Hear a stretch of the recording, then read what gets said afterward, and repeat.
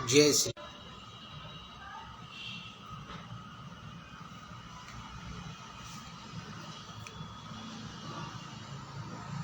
कुछ साथी जुड़ जाते हैं,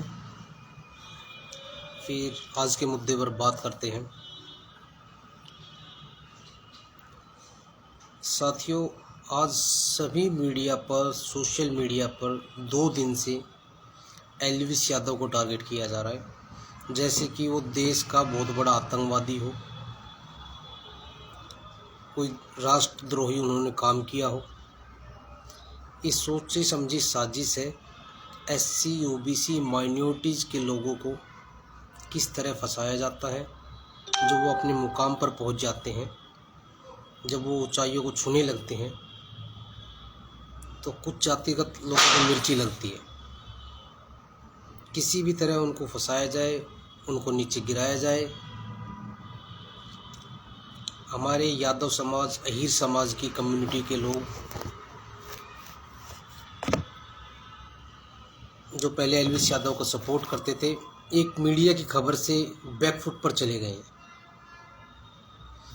जबकि एल्विस यादव ने खुद कमिटमेंट किया है, अगर मेरा 1% भी इसमें इन्वॉल्वमेंट है तो उसकी जिम्मेदारी मैं लेता हूँ, मेरा इसमें कहीं कोई रोल नहीं है।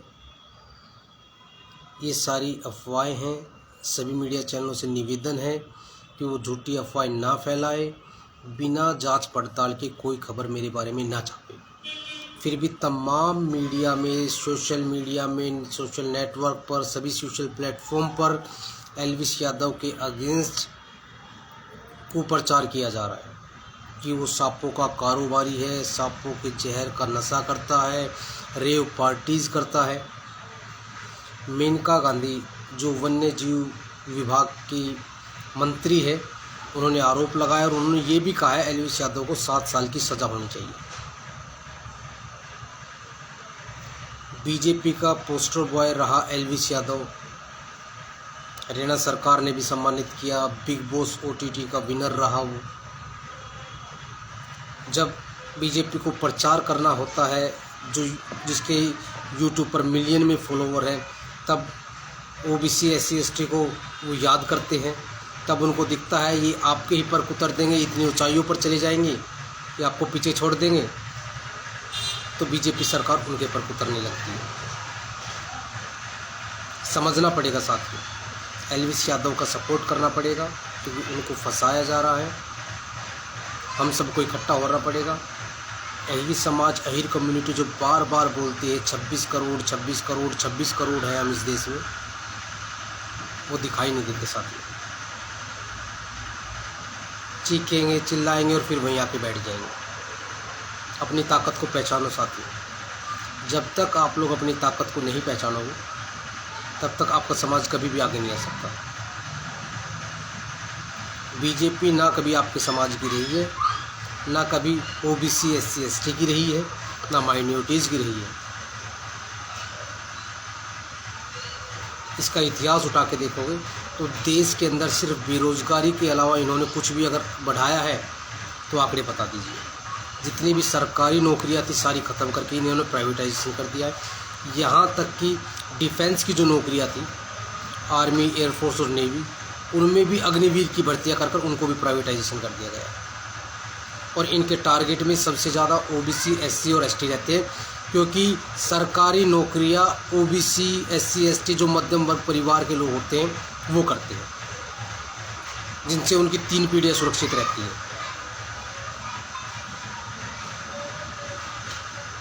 साथियों, हम सबको अपनी ताकत समझना पड़ेगा।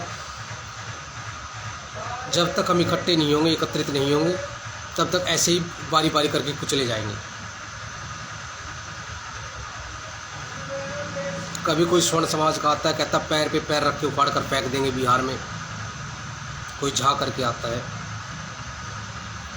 कभी कोई ठोटी चोर बोलता है, कभी कोई गमला चोर बोलता है। एल्विस यादव पर आरोप लगे थे गमला चोरी के।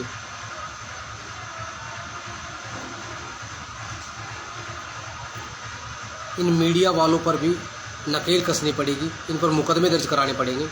जब तक इनके पास कोई पुख्ता सबूत ना हो, ये हमारे लोगों के खिलाफ खबरें ना चलाए। एल्विस यादव ने पूरी जिम्मेदारी ली है कि उनकी किसी भी तरह सांप के जहर के नशे के कारोबार में कोई भी इन्वॉल्वमेंट अगर पाई जाती है तो उसकी जिम्मेदारी वो खुद लेता है। कह रहा 1% भी इसमें उसकी भागीदारी नहीं है। सारे जो भी आरोप लगे हैं वो बेबुनियाद है और यूपी पुलिस के साथ उन्होंने कोऑपरेट करने के लिए भी कहा है। फिर भी तमाम मीडिया के अंदर उसके खिलाफ प्रचार किया जा रहा है ताकि एक ओबीसी समाज का लड़का ऊपर ना उठ जाए, ऊपर ना चले जाए, इसलिए उसको किसी भी तरह दबाया जाए। साथियों, सदियों से चला आ रहा है ये ओबीसी SC ST को दबाने की जो मुहिम है, ये सदियों से चली आ रही है। लेकिन हम सब लड़ाई लड़ते रहते हैं, राष्ट्र की, देश की, हिंदू मुसलमान की, जातियों में आपस में लड़ते रहते हैं। लेकिन एक तबका है जो ओबीसी SC ST और माइनॉरिटीज़ को ख़त्म करने पर लगा हुआ है। वो चाहते हैं ये देश में तो रहे लेकिन इनकी जूतियों के नीचे रहे।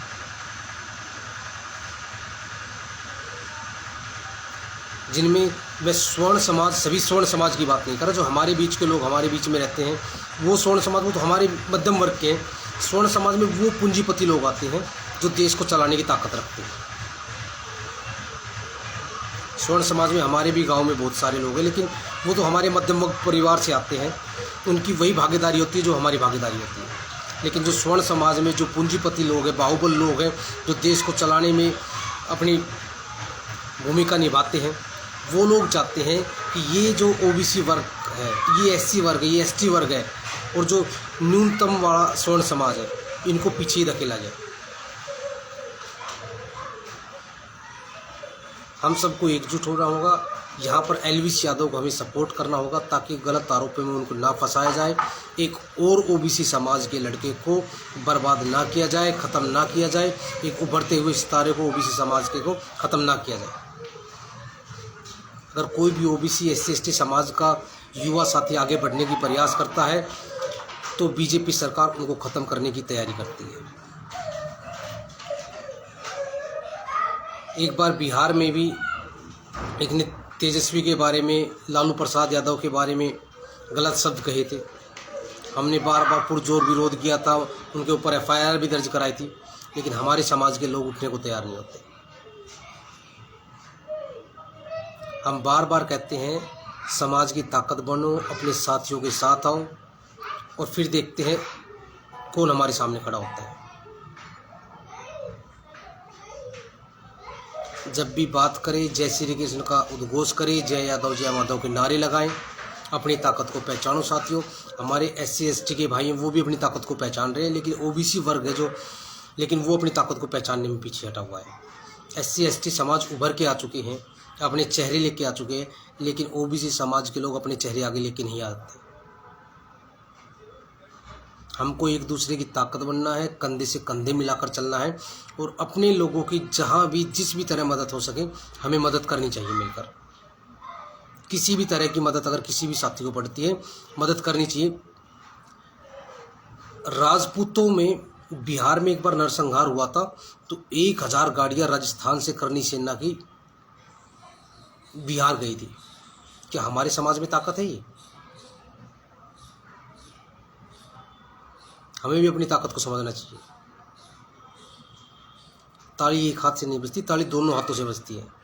जिस तरह हम चाहते हैं हमारा समाज संगठित हो, आप लोग को भी अपना समाज संगठित करने में सहयोग करना चाहिए। मेरी फेसबुक आईडी को, इंस्टाग्राम आईडी को, यूट्यूब आईडी को रीच ख़त्म कर दी गई है, बिल्कुल कम कर दी गई है। मैं आप सभी साथियों से निवेदन करता हूँ ज़्यादा से ज़्यादा शेयर करें ताकि ज़्यादा से ज़्यादा लोगों तक मैसेज पहुँचे और एलविस यादव का सपोर्ट करें, क्योंकि नहीं तो एक और चेहरे को ख़त्म करने की तैयारी की जा रही है। जैसे फौजी तेज बहादुर को टारगेट किया गया था, उनको ख़त्म करने का पूरा प्रयास किया गया, उसका पूरा परिवार बिखर गया, लेकिन आज भी वो खड़े हुए हैं। आज भी समाज के लिए लड़ाई लड़ते हैं और जहाँ भी ज़रूरत पड़ती है वो सबसे पहले आगे खड़े मिलते हैं। तो इस तरह सभी साथियों को, जितने भी मेरे यादव भाई हैं, ओबीसी भाई हैं, SC ST के भाई हैं, मैं सभी साथियों से निवेदन करता हूँ, एक दूसरे का सपोर्ट करोगे, एक दूसरे के साथी बनोगे, तभी इन पूंजीपति लोगों से हम लड़ सकते हैं। अन्यथा अकेले अकेले बिखरते रहेंगे, ना कभी जीत पाएंगे, ना कभी अच्छे से हम लड़ पाएंगे। लड़ना है, एक दूसरे की ताकत बनना है तो एक दूसरे का सहयोग करना जरूरी है। ज़्यादा से ज़्यादा साथी इस वीडियो को शेयर करें और ज़्यादा से ज़्यादा ग्रुपों में सेंड करें ताकि ज़्यादा से ज़्यादा लोगों तक ये मैसेज पहुँचे, एक दूसरे की आवाज़ बने। और यहाँ पर आज के लिए मैंने वीडियो सिर्फ एलवीस यादव के लिए बनाई थी, क्योंकि 5 राज्यों में चुनाव है। मीडिया को एक बहाना चाहिए डाइवर्ट करने के लिए। एलवीस यादव को टारगेट किया गया है। एक तीर से 2 शिकार है। ओबीसी के लड़के को ख़त्म किया जा रहा है, दूसरी तरफ से चुनाव में को बाइकाट किया जा रहा है। जिस सर्वे में बीजेपी की पूरी हार दिखाई जा रही है, उस सर्वे को ख़त्म करने की कोशिश की जा रही है। गोदी मीडिया के सर्वे में भी बीजेपी की हार दिखाई दे रही है, तो उस मुद्दे को डाइवर्ट करने के लिए उन्होंने एलवीस यादव का उपयोग किया। फुल प्रूफ प्लानिंग के तहत इन्होंने एलवीस यादव को टारगेट किया है। एक तीर से 2 शिकार। पूरी गोदी मीडिया लगी हुई है एलवीस यादव को ख़त्म करने के लिए।